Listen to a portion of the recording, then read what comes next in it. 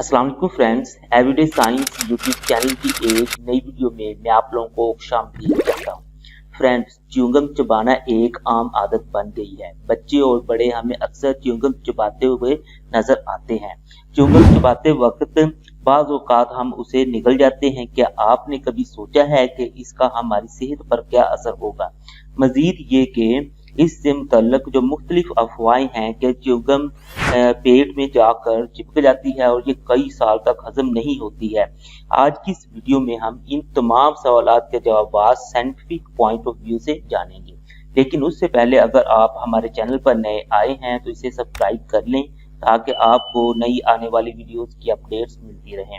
बिलाशुबा chewing gum चबाना आमतौर पर महफूज समझा जाता है, लेकिन इसमें मौजूद चीनी और दूसरे अज्जा बच्चों की सेहत के लिए नुकसानदेह होते हैं। आमतौर पर यह मुशाहदा किया गया है कि बच्चे च्युइंगम चबाते चबाते उसे निगल जाते हैं।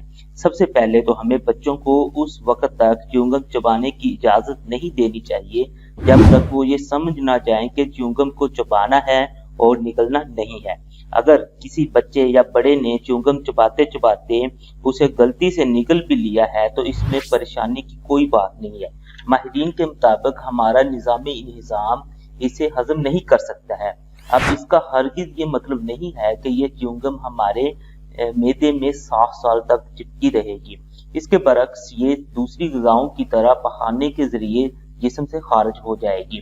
बहरहाल च्युइंगम निगलने की आदत नहीं अपनानी चाहिए। इसकी वजह ये है कि अगर हम बहुत ज्यादा च्युइंगम निगलते हैं तो ये हमारी आंतों में जाकर तकलीफ पैदा कर सकती है। लिहाजा हमें खुद भी च्युइंगम निगलने से बचना चाहिए और अपने बच्चों को भी इसकी तलकीन करनी चाहिए। उम्मीद है आपको आज की वीडियो अच्छी लगी होगी। वीडियो अच्छी लगे तो इसे लाइक करें, इसे अपने दोस्तों के साथ शेयर करें और हमारा चैनल लाजमी सब्सक्राइब कर लें। Thanks for watching.